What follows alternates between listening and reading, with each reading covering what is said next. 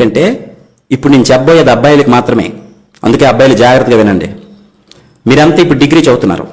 చూడండి, ఇక్కడ ఎంత బాగా చదువుకున్నా చివరికి ఏదైనా జాబ్ చేసుకుని సెటిల్ అవ్వకపోయినా అమ్మాయిలకు హౌస్ కీపింగ్ అనే జాబ్ ఉంది. అందుకే వాళ్ళు జాబ్ చేయకపోయినా వాళ్ళని ఎవరేమనరు. మరి అబ్బాయిలు తప్పకుండా ఏదో ఒక పని చేయాలి. అందుకే మీరే జాగ్రత్తగా వినండి. మనం మగాలుగా పుట్టాం. మగాడిగా పుట్టడం ఈజీనే, కానీ మగాడు అనిపించుకోవడం చాలా కష్టం నాయనా. ఒకసారి మగాడి జీవితాన్ని చూద్దామా? 5వ క్లాస్ లోపు అమ్మా నాన్న తప్ప మనకి ఇంకేం తెలియదు. 6వ క్లాస్ నుంచి 10th క్లాస్ వరకు కొత్తగా అన్నీ నేర్చుకుంటాం. పుస్తకాల్లోని పాఠాలన్నీ చదివేసి మనమే గొప్పోడుగా ఫీల్ అయ్యి అమ్మా నాన్నకి ఏం తెలియదు అనుకుంటాం. నాన్నకంటే నేనే తెలివైన వాడిని అనుకుంటాం. ఇంటర్ డిగ్రీలు మరి చెప్పాల్సిన అవసరం లేదు.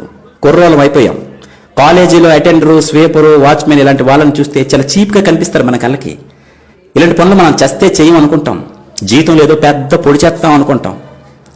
తీరా డిగ్రీ పూర్తి బయటకు వచ్చాక చేతిలో ఉద్యోగం లేక, సంపాదన లేక, బయటికి వెళ్ళి బ్రతకలేక సంపాదించడం ఎంత కష్టమో అప్పుడు తెలుసుకుంటాం. చిన్న ఉద్యోగమైనా ఎంత విలువైందో అప్పుడు అర్థమవుతుంది. వయసు వచ్చిన కొడుకు ఇంట్లో ఖాళీగా ఉంటే అమ్మా నాన్న నిన్ను అదోలా చూస్తుంటే అప్పుడు మీరు రెడీ అవుతారు. 5,000 జీతమైనా చాలు ఏ పనైనా చేస్తానని. ఆటో డ్రైవర్ గానో, కంపెనీలో హెల్పర్ గానో, సెక్యూరిటీ గార్డు గానో పనిచేస్తున్నప్పుడు అప్పుడు తెలుస్తుంది అటెండర్ ఉద్యోగం కంటే తక్కువ స్థానంలో ఉన్నానని. చూస్తూ ఉండగానే 30 ఏళ్ళు నిండిపోతాయి నీకు. పక్కన పెళ్ళాం, చేతిలో 2 పిల్లలు. సబ్బులు, పేస్టులు, పౌడర్లు, రేషను, ఇంటద్దె, కరెంటు బిల్లు, పాలు bill, cell phone recharge, school ఫీజులు, నెలకొక గ్యాస్ బండ, ఇవే కాక వినాయక చవితి, దసరా, సంక్రాంతి, భోగి, దీపావళి, ఇలా సంవత్సరం అంతా ఏదో ఒక పండగ. అన్నిటికీ డబ్బు కావాలి. ఒక్కసారి వెనక్కి తిరిగి చూస్తే బాధ్యతల అగాధంలో పడిపోయి ఉంటావు. వచ్చిన శాలరీ సరిపోదు, ఎక్కడ చూసినా అప్పులే. సడన్ గా పిల్లలకు బాగాలేకపోతే ఒరికిపోతావు. చేతిలో 500 కూడా ఉండదు.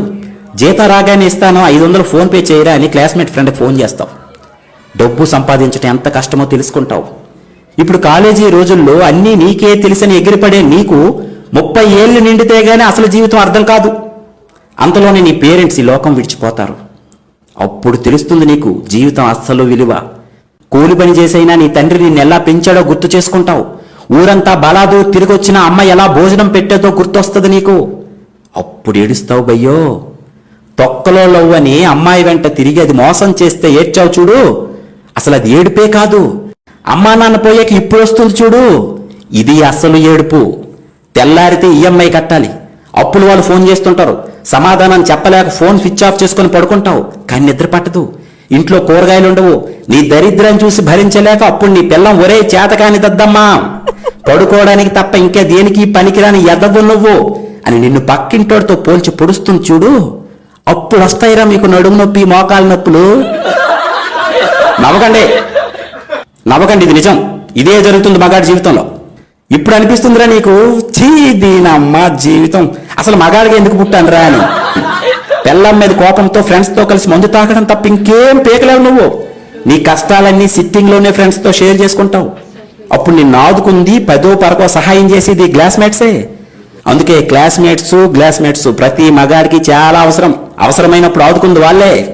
మగాడిగా పుట్టిన తర్వాత ఈ కష్టాలన్నీ తప్పవునైనా సంపాదించాల్సింది నువ్వే, పెంచాల్సింది నువ్వే, దొబ్బులు కాయాల్సింది కూడా నువ్వే. పండక్కింట్లో అందరికీ నువ్వే కొత్త బట్టలు కొంటావు, నువ్వు మాత్రం కొనుక్కో. ఎందుకంటే నీ దగ్గర డబ్బులు ఉండవు, ఎప్పుడు ఆ పాత బట్టల్లోనే కనిపిస్తావు. అప్పుడు తెలుస్తుంది మీ నాన్న ఎప్పుడు చిరిగిపోయిన బనియన్తో, అరిగిపోయిన చెప్పులతో ఎందుకు అలా సింపుల్గా కనిపించేవాడో. ఇప్పుడు అర్థమవుతుంది. నువ్వు నాన్న అయితే గానీ మీ నాన్న అంటే ఏంటో నీకు అర్థం కాదు. 30 ఏళ్ళు నిండిన తర్వాత సడన్ గా చదువుకునే టైంలో బెల్ కొట్టే అటెండర్ గానీ, వాచ్మెన్ గానీ నీకు రోడ్డు మీద కనిపిస్తారు. చిన్న ఉద్యోగమని, తక్కువ జీతమని హేళన చేసి నువ్వే ఈరోజు అతన్ని ఎంత ఆప్యాయంగా పలకరిస్తావో చూడు. నీకంటే అతను ఎన్ని రెట్లు గొప్పవాడో ఇప్పుడు నీకెవరో చెప్పాల్సిన అవసరం లేదనుకుంటా. కాలం అన్నింటికీ సైలెంట్ గా సమాధానం ఇస్తుంది సోదరా.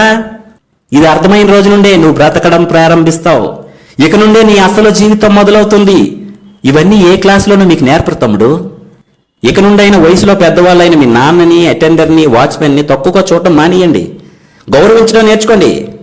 God bless you all.